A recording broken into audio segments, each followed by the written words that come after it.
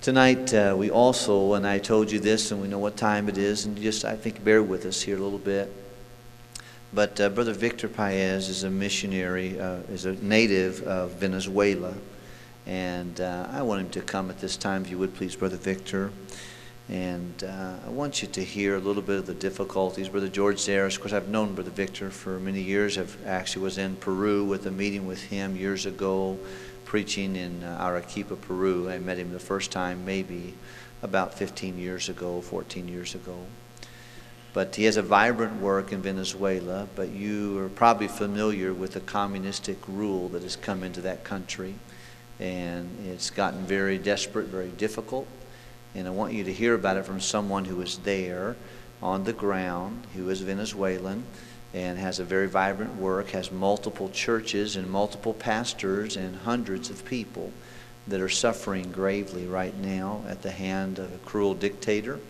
And just a few miles south of America. This is not another world over there. This is just straight south here. I want you to hear more about that. Listen carefully with your ears and with your heart as Brother Victor tells us a little bit about that, and then we can have the opportunity to learn more about the ministry. Would you? Thank you, Pastor Wilkerson. My name is Victor Paez. I'm the spiritual fruit of missions.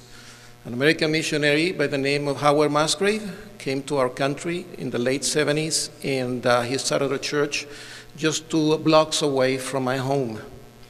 I finally attended the church, just going by it, and I heard the message of the gospel. And 2 weeks after that, Pastor Musgrave led me to the Lord, and he became my spiritual mentor for the rest of his life. He's now in heaven, but I'm pastoring the church he planted 2 blocks from my home.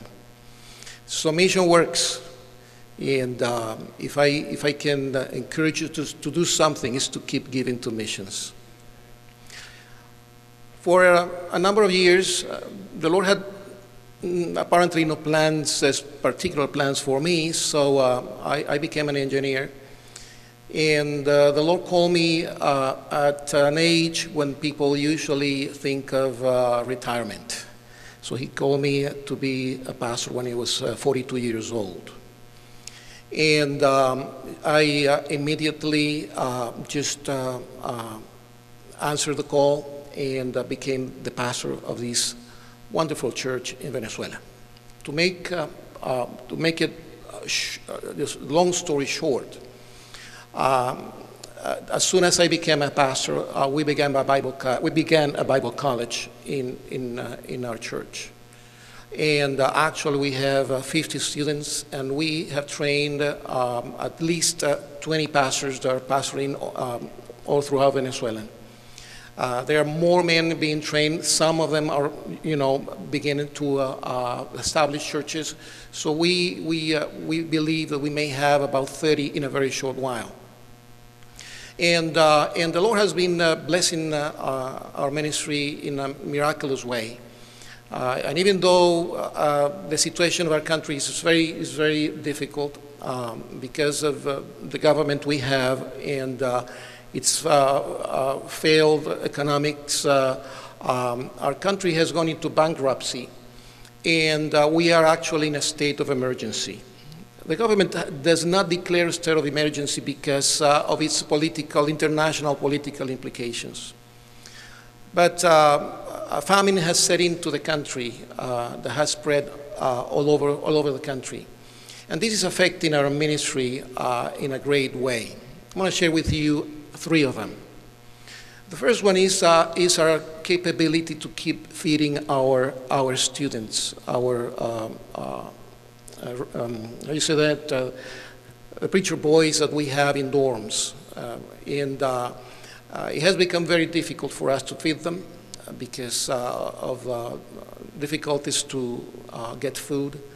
The second concern of my soul are the men we have trained and we have sent to plant churches and be missionaries, because they are having a very, very hard time feeding their families and staying in the field. Nonetheless, none of them has defected.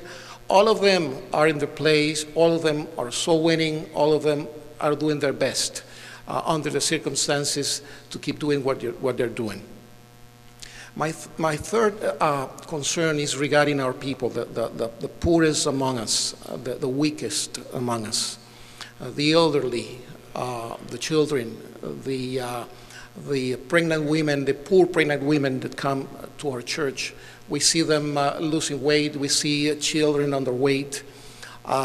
Some of them eat sometimes just 2 times a day, and some just 1 time a day.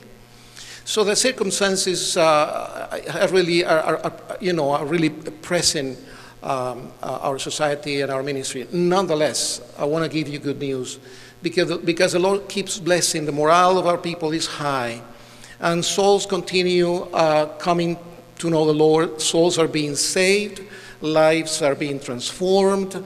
Churches are being established.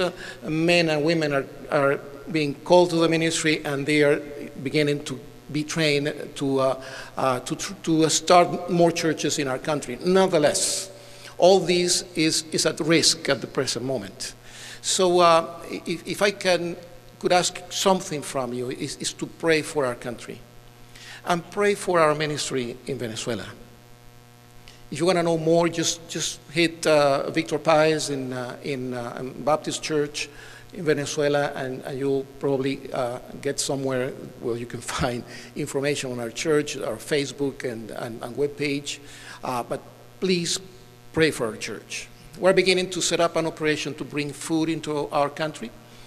Even though the government has established a wall to avoid foreign aid to come into the country, we have found some cracks in the system to bring small shipments of food through freight forwarders in the city of Miami, most of them Venezuelans themselves that have established businesses there to bring food in small quantities into the country. So we are having food being brought into the country. The first shipment should arrive next week.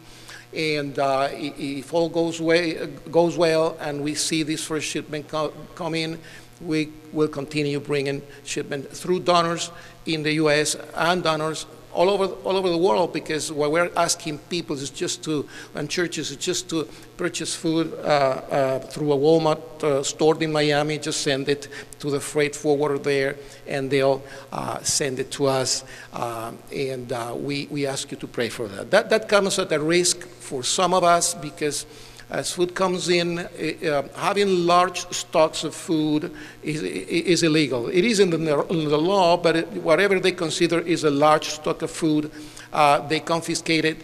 So we have to just split the food that comes in into different locations, so that it isn't that noticeable to the neighbors and to the authorities.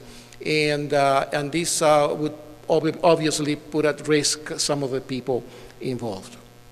I want to just share a final word with you, because your church has been, without you knowing, a big part of our ministry. Christian Radio International, represented by Brother George Series, has been a tremendous blessing to our ministry. Through him, we have been able to establish television programming and radio programming in our country. We were the first ones to have TV, independent Baptist fundamental TV programming in Venezuela, and you have been, without knowing, part of that, what is going on in Venezuela. So I thank George and his wife, Barb, for the blessings you guys have been to our ministry, and to myself and to my family. We really appreciate that. Thank you very much for your attention. Please pray for Venezuela. Thank you.